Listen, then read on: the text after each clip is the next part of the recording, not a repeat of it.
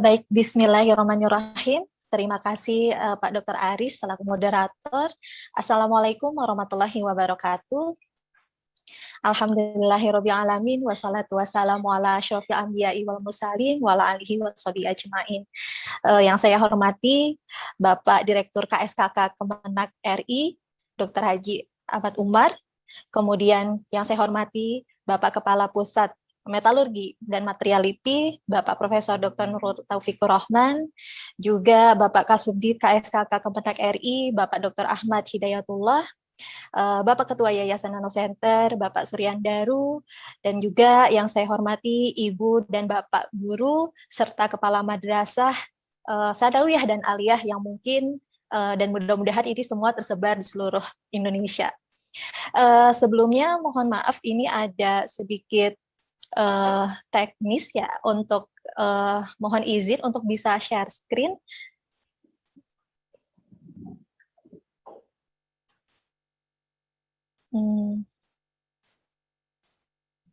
Iya, mungkin sembari menunggu. Oh baik, alhamdulillah sudah bisa. Mudah-mudahan sudah terlihat jelas juga Ibu Bapak sekalian. Baik, alhamdulillahirobbilalamin, ini merupakan kesempatan yang luar biasa untuk saya pribadi. Jadi mungkin Ibu dan Bapak saya besar dan dididik di madrasah selama kurang lebih 6 tahun dari sanawiyah hingga aliyah. Dan alhamdulillah berkesempatan untuk bisa melanjutkan kuliah ke luar negeri gitu, sehingga ketika pulang kembali ke Indonesia merasa memiliki tanggung jawab yang sama tentunya dengan ibu bapak di lingkungan madrasah untuk mengamalkan mungkin ya sedikit ilmu yang kami punya, sehingga pada kesempatan ini izinkan saya Pipit Fitriani untuk bisa berdiskusi bersama dengan ibu dan bapak kepala madrasah ataupun ibu bapak guru mengenai proses implementasi berbasis riset di madrasah. Mungkin sebelumnya sudah dipaparkan ya dengan sangat jelas oleh Pak Ahmad dan juga Pak Nurul mengenai apa itu riset atau mungkin keberjalanan riset tersendiri yang sudah berjalan selama ini di Indonesia seperti apa. Mungkin saya akan lebih membahas mengenai apa yang saya dan juga tim sudah ya laksanakan selama ini ya Pak sejauh ini dalam mendukung madrasah riset tersebut begitu. Jadi kalau kita melihat menilik kembali judul besar yang diangkat pada webinar hari ini itu kan luar biasa ya Ibu Bapak mengenai tentang bergerak bersama 700 madrasah riset menuju visi Indonesia 2045 gitu. Jadi kami juga mendapatkan informasi bahwa ternyata madrasah riset di Indonesia itu sudah 700 gitu. Sebuah angka yang luar biasa gitu ya, yang angka yang patut disyukuri, tapi juga menjadi tantangan tersendiri untuk kita, para tenaga pendidik tentunya, dalam memang mewujudkan tadi visi Indonesia 2045. Tentunya sudah sangat familiar oleh Ibu Bapak, salah satu pilar di Indonesia 2045 itu adalah tentang pengembangan sumber daya manusianya ya, yang tentunya melek terhadap teknologi dan juga paham terhadap ilmu pengetahuan gitu. Nah, jika kita menilik ini mungkin saya lebih kepada meneruskan apa yang telah Pak Ahmad dan juga Pak Nurul sampaikan sebelumnya, bahwa Indonesia akan memetik puncak demografinya di usianya yang 100 tahun nantinya ya di Indonesia emas. Yang Ibu Bapak kalau kita hitung kembali gitu ya, kita tarik ulur, mungkin di tahun 2045 itu adalah tahun-tahun di mana anak didik kita, siswa MTS dan MA saat ini itu akan menjadi atau akan berubah di usia produktifnya gitu.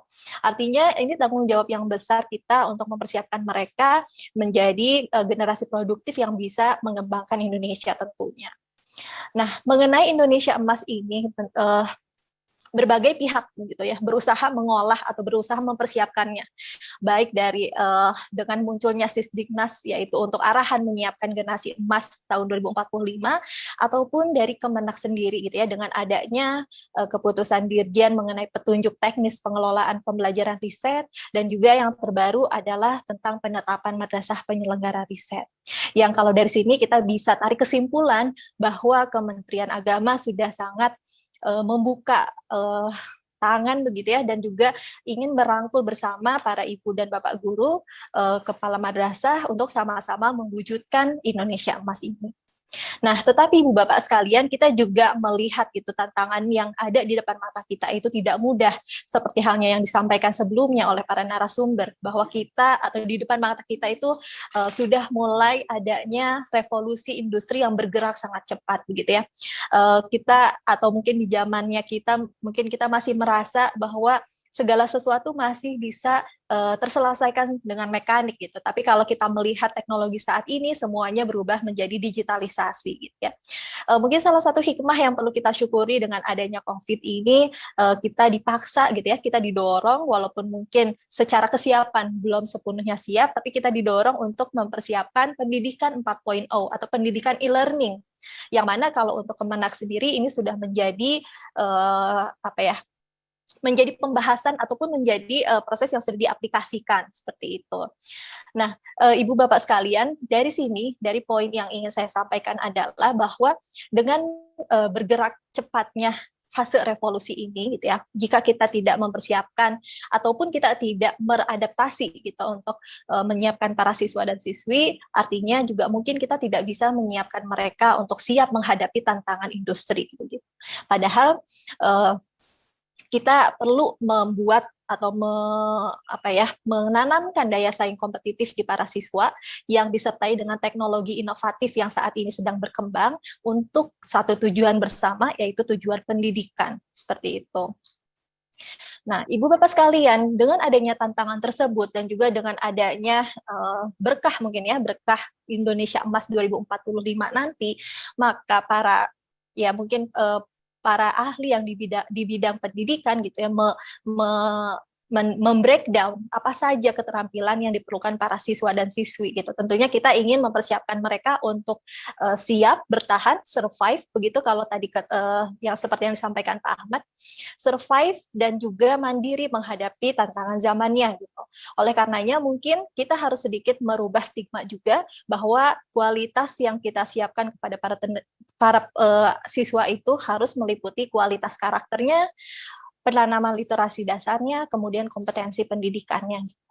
Yang pertama tentunya kualitas karakter ya, seperti halnya yang kita usung pada tema webinar saat ini pun gitu ya, membentuk karakter para siswa-siswi madrasah yang holistik, hebat, dan martabat, yang tidak meninggalkan religiositasnya, nasionalismenya, tapi juga memiliki kemandirian sehingga dia bisa survive, baik itu di tengah permasalahan ataupun di perubahan zaman yang ada. Kemudian yang tak kalah penting adalah literasi dasar. Mungkin kalau kita masih mengenal sebagai keinginan untuk membaca buku saja. Padahal literasi dasar di 4.0 ini sudah sangat beragam, dari mulai literasi sainsnya, literasi numerasinya, literasi digitalnya, sehingga seperti yang Pak Umar sampaikan, kita akan atau menyiapkan para generasi yang terhindar dari hoax-hoax yang ada, seperti itu. Kemudian juga literasi finansialnya, sehingga dia lebih mandiri, dia juga bisa survive, apakah dengan entrepreneurship-nya atau mungkin dengan manajemen pengelolaan finansialnya dan sebagainya. Dan yang terakhir adalah kompetensi pendidikan. Saya yakin ini sudah sangat hatam untuk para tenaga pendidik ya, bahwa kita sangat mengusung adanya 4C gitu ya, atau mungkin ada juga yang menyebutnya 6C gitu, adalah kompetensi-kompetensi yang memang diharapkan ada atau muncul untuk anak-anak zaman sekarang, atau untuk generasi Z seperti yang Pak Nurul sampaikan.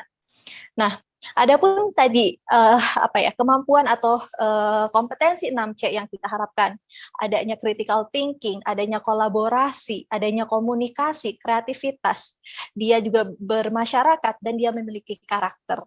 Nah, karakter-karakter inilah yang ingin kita harapkan atau ingin kita bentuk di siswa-siswi madrasah secara khususnya. Nah, kalau kita breakdown untuk mendapatkan ini semua gitu ya, kalau kita breakdown satu-satu Ibu Bapak itu cukup panjang mungkin ya, saya lihatnya di sini. Ini ada sedikit contekan kalau misalkan kita ingin meningkatkan kompetensinya dari sisi kreativitasnya, dari sisi komunikasinya dan sebagainya. Ini terlihat masing-masing memiliki poinnya yang merujuk pada satu tujuan, yaitu tadi membentuk 6C atau kompetensi 6C begitu. Nah, jika kami simpulkan gitu ya, jika saya simpulkan, kesemua ini itu akan terselesaikan atau mungkin ada alternatif solusi, yaitu melalui research based learning atau pendidikan berbasis riset, atau juga yang saat ini diusung yaitu madrasah riset. Seperti itu. Karena mungkin kita sedikit membayangkan saja ya Ibu Bapak sekalian, melalui proses riset itu banyak sekali tahapan yang kita lalui. Dari mulai kita harus peka terhadap masalah yang ada di sekitar kita. Nah, dari masalah itu kemudian kita harus berpikir kritis, memunculkan ide penelitian yang ada. Nah, tetapi ide penelitian yang ada itu belum tentu dia memiliki keterbaruan yang baik gitu. Artinya juga kita harus kreatif memikirkan apakah ide penelitian itu memang masih fresh, masih baru, masih original gitu ya, dan berdampak atau memiliki manfaat untuk sekitar. Nah, setelah itu dalam melakukan riset itu mungkin mustahil ya kita bisa bilang untuk dilakukan sendiri. Adanya proses kolaborasi di sana. Gitu ya. Oleh karena itu sekarang udah musimnya multidisiplin ilmu gitu. Karena ilmu itu harus menyatu gitu ya, menghasilkan sesuatu aplikasi teknologi mungkin yang baru yang lebih bermanfaat tentunya. Nah, dalam prosesnya itu tentunya ada juga komunikasi dalam mengungkapkan masalah yang dia hadapi dalam proses risetnya atau mengkomunikasikan hasil dari penelitiannya seperti itu. Artinya Ibu Bapak di sini mungkin kita ingin mendapatkan atau kita sama-sama ya memiliki tujuan besar membentuk karakter siswa-siswi seperti yang tadi disebutkan. Oleh karenanya insya Allah melalui proses madrasah riset ini bisa menjadi kunci awal kita semua dalam mencapai apa yang kita harapkan tersebut. Nah, kenapa sih gitu ya? Kemudian kan pertanyaannya kenapa harus riset gitu ya? Padahal mungkin tidak semua familiar terhadap riset. Nah, ada beberapa manfaat yang tentunya kita akan rasakan dalam mengimplementasikan riset ini. Setidaknya yang saya highlight itu adalah 2 poin gitu ya. Di sana terjadinya active learning, maka pendidikan atau proses pembelajaran itu sudah tidak terfokuskan atau tersentralisasi di guru, tetapi justru di murid, begitu ya. Nah, karena dia tersentralisasi di murid, akhirnya bisa membentuk pola pikir saintifik yang baik untuk para murid. Mereka bisa berpikir lebih sistematis dari mulai tadi menemukan masalahnya mungkin hingga memprosesnya dan melakukannya gitu ya untuk menjadi sebuah solusi yang nyata gitu. Nah, dalam implementasinya di madrasah sekalian, Ibu Bapak guru, kemudian kedudukan riset ini kan seperti halnya yang tertera pada Juknis juga ya bisa dijadikan sebagai mulok ataupun ekstrakurikuler. Yang menarik di sini adalah bahwa juga di Juknis disebutkan bidang atau fokus dari riset yang diadakan di madrasah itu tidak hanya terfokus di sains dan teknologi saja. Mungkin stigma yang masih tersebar luas gitu ya di kita semua bahwa riset itu hanya untuk sains dan teknologi. Padahal riset di bidang agama, sosial humaniora, gitu ya, kebumian, kelautan, rekayasa industri dan lain sebagainya itu sangat mungkin gitu. Nah, justru mungkin kalau kita masih belum familiar dengan riset di bidang keagamaan atau bahkan sosial humaniora, itu jadi tantangan tersendiri untuk kita bagaimana kita juga bisa mengimplementasikan riset di bidang-bidang tersebut. Seperti itu. Ibu Bapak yang saya hormati, dalam proses pengembangan risetnya, ini tentunya harus ada kerjasama yang baik, sinergisasi yang baik antara siswa, guru, pihak sekolah, ataupun mungkin dengan orang tua murid, gitu ya.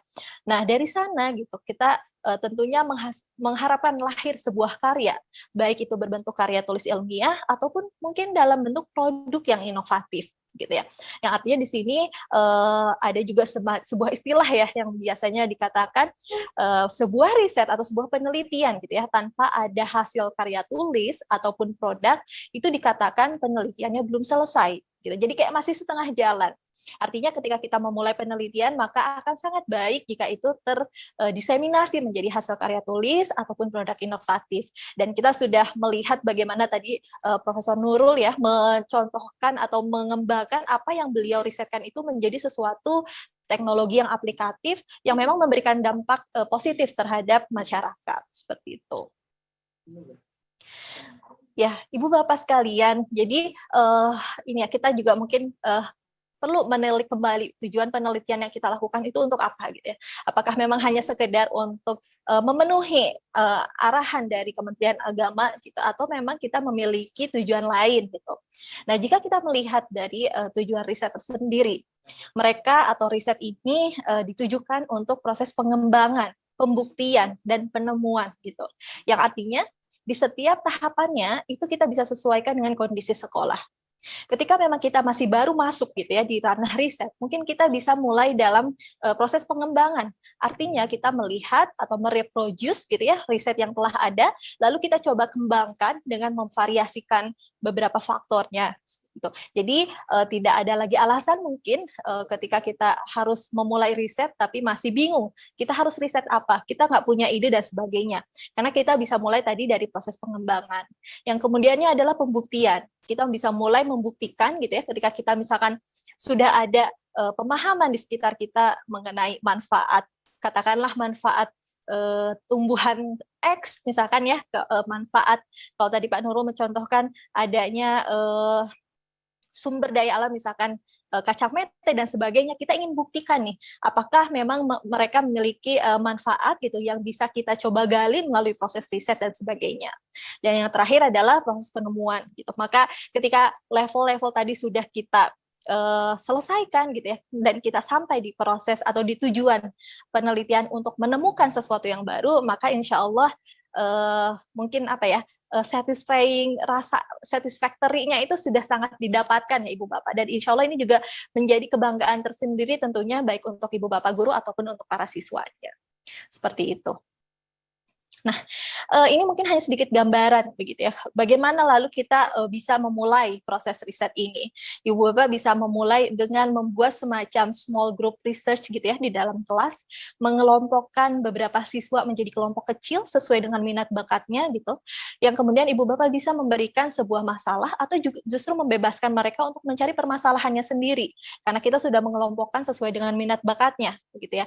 Nah, dari sana kita bertindak sebagai tidak hanya guru tetapi sebagai mentor yang mendampingi, kemudian memberikan feedback, dan juga memberikan motivasi tentunya. Nah, proses-proses di sini akan dilewati oleh siswa-siswi, di mana di dalamnya mereka akan belajar dari proses analisis datanya, dari proses presentasi, bagaimana menyampaikan masalah, menyampaikan hasilnya, bahkan sampai menulis apa yang telah mereka dapatkan itu menjadi sebuah karya tulis ilmiah. Sehingga mungkin dengan begini, sedikit atau lambat laun kita bisa membentuk budaya riset tadi di lingkungan madrasah. Ibu Bapak guru dan kepala madrasah yang kami hormati, alhamdulillah jadi apa yang telah kami lakukan di Nano Edu, Nano Center Indonesia ini ternyata selaras dan sejalan dengan apa yang menjadi cita-cita juga Kementerian Agama gitu. Maka berangkat dari visi misi yang sama, berangkat dari niat dan juga tujuan yang sama, akhirnya kita melakukan sebuah pertemuan dan kerjasama dalam program pendampingan riset di antara Kementerian Agama, LIPI, dan juga Nano Center Indonesia yang ditandai dengan penandatanganan kerjasama di tanggal 8 Oktober tahun lalu, seperti itu. Ini betul-betul menjadi sebuah langkah besar kami khususnya di Nano Edu gitu untuk memperluas amalan jariah kami di sini, membersamai para madrasah khususnya madrasah riset untuk mengembangkan riset di madrasah tadi. Jadi Ibu Bapak ini kami izin menyampaikan apa yang biasanya kami lakukan begitu, dan semoga bisa menjadi insight gitu ya, menjadi masukan juga untuk Ibu Bapak dalam mengembangkan risetnya di madrasah masing-masing. Jadi kami menyebut ini sebagai piramida implementasi riset gitu ya, di mana prosesnya harus menyelesaikan tahap demi tahapnya. Dimulai dengan tahapan atau pondasi yang paling besar, yaitu dengan pengembangan minat siswa dan siswi. Mustahil mungkin ya kita bisa menyuruh para siswa dan siswi untuk riset tanpa mereka diberikan pemahaman atau dikembangkan minatnya terlebih dahulu gitu ya. Maka ini menjadi pondasi yang paling utama dan porsinya sangat besar untuk pengembangan minat mereka. Kita bisa memberikan workshop tentang materi perkembangan teknologi atau pentingnya inovasi atau yang disertai dengan berbagai aktivitas berbasis riset tersebut ya. Tujuannya yang tentunya hanya untuk ingin mengembangkan minatnya terlebih dahulu. Jika minatnya sudah ada, motivasinya sudah ada, kita bisa masuk ke fase berikutnya, yaitu meningkatkan literasi sainsnya dengan mulai dibimbing bagaimana cara membuat rencana riset, bagaimana membuat proposal penelitian, atau memvalidasi ide penelitian mereka. Biasanya mereka sudah punya ide, tapi mungkin masih mentah, begitu. Jadi masih perlu kita bahas bersama, kita masak bersama kembali. Jadi di sini sudah mulai tahap divalidasi ide. Dan yang terakhir, ini puncaknya adalah peningkatan kompetensi dasar. Minatnya sudah ada, Ibu Bapak sekalian, literasi sainsnya juga sudah ada, maka kita asah kompetensi dasarnya. Bagaimana mereka menghandle eksperimennya atau risetnya gitu ya. Dan tentunya ini pendampingan yang lebih intensif untuk riset. Dan juga bahkan mungkin ketika mereka punya ide dalam membuat sebuah produk, kita coba kompetensi dasar ini kita coba kita dampingi bersama bagaimana mereka bisa mengembangkan produk tersebut.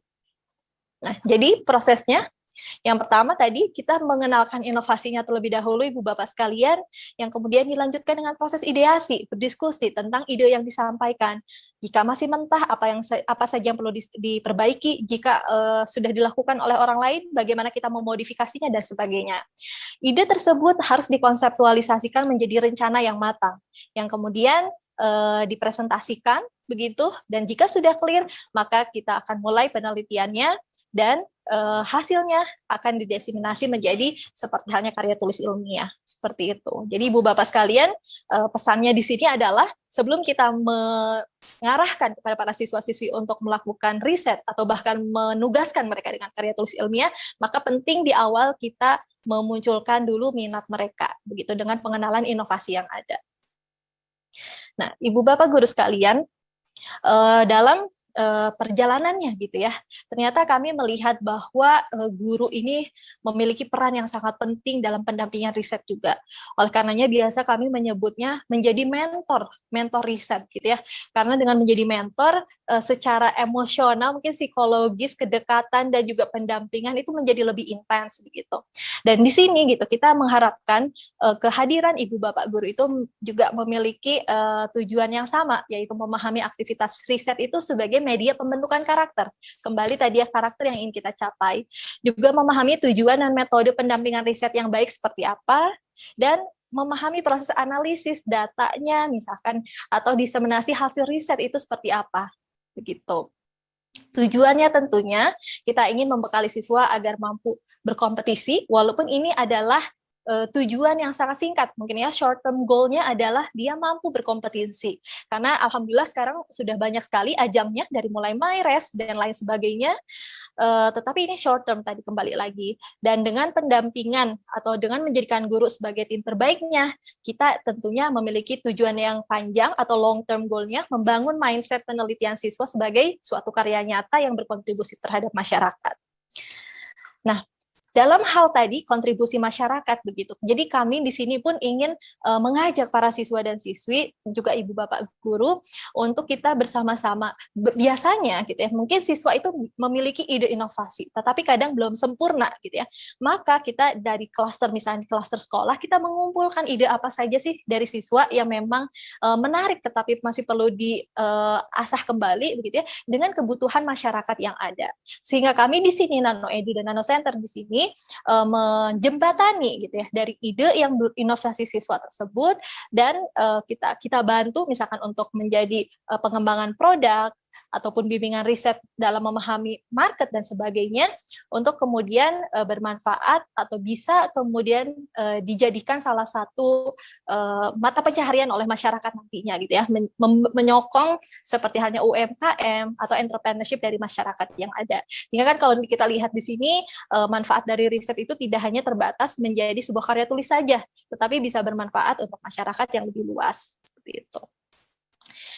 Ibu Bapak guru sekalian, ini adalah mungkin beberapa pengalaman ataupun yang sedang kami dampingi saat ini gitu ya. Selain halnya kita juga mendampingi beberapa madrasah di Kemenak, kita juga turut serta untuk menyertai beberapa sekolah di sekolah penggerak begitu, dan juga kita mungkin saat ini sedang mengelola beberapa siswa, 30 siswa dari 22 madrasah di Jakarta dalam proses beasiswa, pendampingan beasiswa ke luar negeri seperti itu.